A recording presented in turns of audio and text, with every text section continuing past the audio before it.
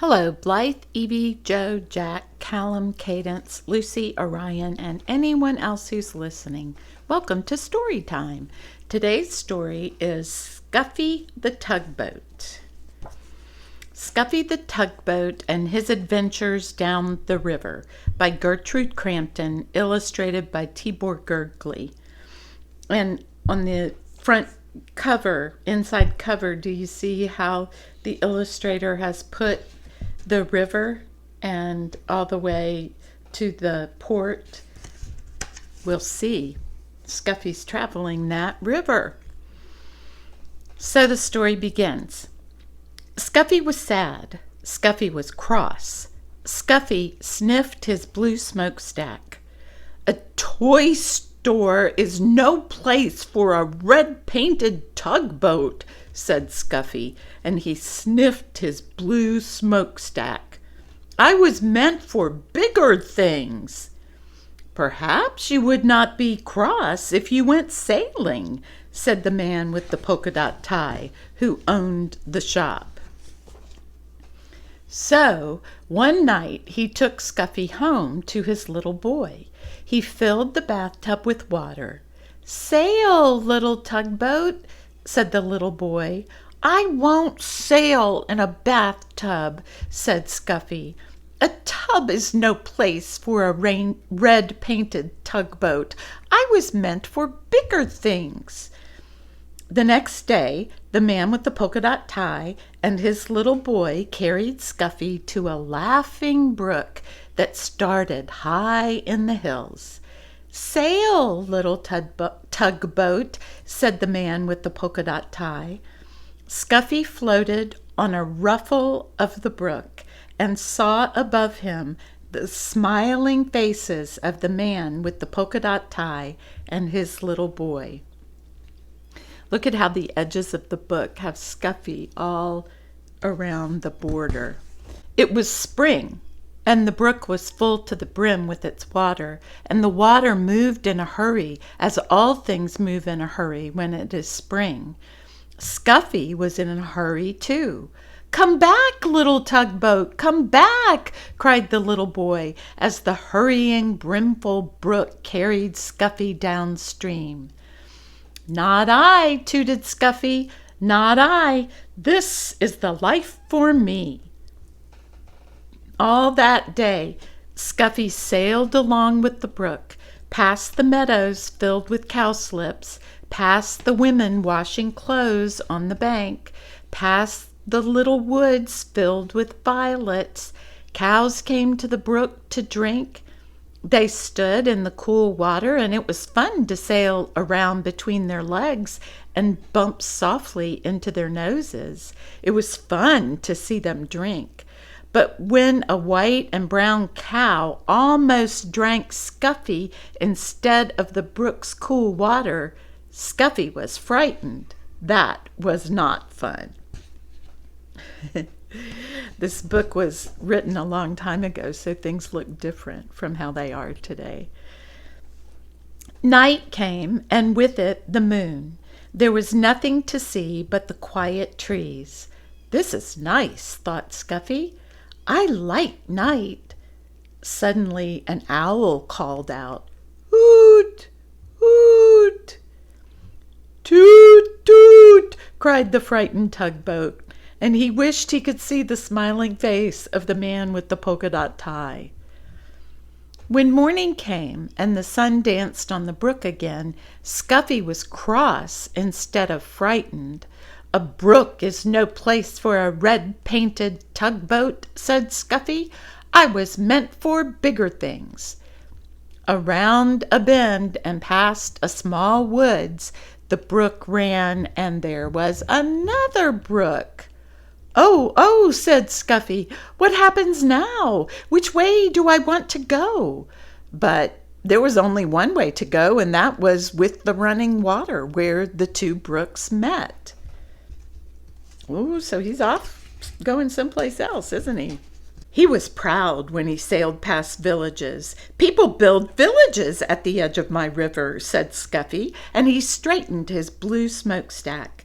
Once Scuffy's river joined a small one jammed with logs. Here were men in heavy jackets and great boots walking about on the floating logs, trying to pry them free. "Toot, toot! Let me through!" demanded Scuffy. But the men paid no attention to him. They pushed the logs apart so they would drift with the river toward the sawmill in town. Scuffy bumped along with the jostling logs. "Ouch!" he cried as two logs bumped together. "This is a fine river," said Scuffy, "but it's very busy and very big for me." He was proud when he sailed under the bridges. "My river is so wide and so deep that people must build bridges to cross it." The river moved through big towns now instead of villages, and the bridges over it were very wide, wide enough so that many cars and trucks and streetcars could cross all at once. The river got deeper and deeper. Scuffy did not have to tuck up his bottom. The river moved faster and faster. Boy, he's going a long way, isn't he? "I feel like a train instead of a tugboat," said Scuffy as he hurried along. He was proud when he passed the old sawmill with its water wheel. But high in the hills and mountains, the winter snow melted. Water filled the brooks and rushed from there into the small rivers. Faster and faster it flowed to the great river where Scuffy sailed. "There is too much water in this river," said Scuffy as he pitched and tossed on the waves. "Soon it will splash over the top, and what a flood there will be!" Soon great armies of men came to save the fields and towns from the rushing water. They filled bags with sand and put them at the edge of the river. "They're making higher banks for the river," Scuffy shouted, "to hold the water back." The water rose higher and higher. The men built the sandbags higher and higher. Higher went the river. Higher went the sandbags. Oh my goodness, look, there's even a house floating in the river with a cow on the top and the woman pleading the men to come help her. Oh, look at those pigs floating on a piece of grass and the cat in the tree in the middle of the river. Boy, it's a lot of water. At last, the water rose no more. The flood water rushed on to the sea, and Scuffy raced along with the flood. The people and the fields and the towns were safe. On went the river to the sea. At last, Scuffy sailed into a big city. Here, the river widened, and all about were docks and wharfs. Oh, it was a busy place and a noisy place. The cranes groaned as they swung the cargoes into great ships. The porters shouted as they carried suitcases and boxes on board. Horses stamped and truck motors roared. Streetcars clanged and people shouted. Scuffy said, "Toot, toot," but nobody noticed. Boy, look how small Scuffy is around all those big ships. The whistles blew, policemen's whistles, train whistles, deep whistles from the great ships as the gangplanks were pulled in, and just beyond lay the sea. "Oh, oh," cried Scuffy when he saw the sea. "There is no end to the sea. I wish I could find the man with the polka dot tie and his little boy." Just as the little red painted tugboat sailed past the last piece of land, a hand reached out and picked him up. And there was the man with the polka dot tie and his little boy beside him.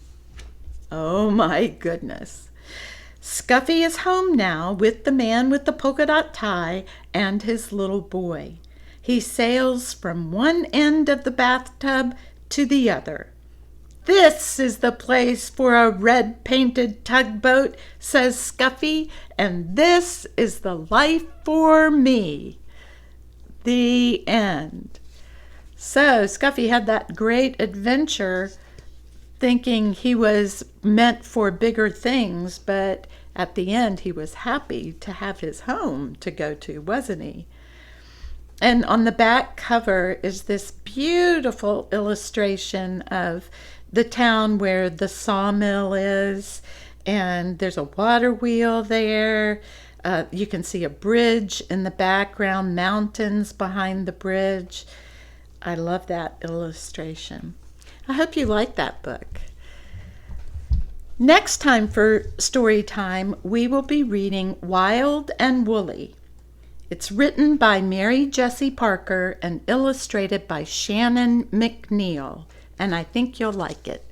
In the meantime, keep taking good care of yourselves. Keep loving on each other. Always, always love yourselves just the way you are. And never forget, I love each one of you to the moon and back. We'll be back together for story time when we read Wild and Woolly.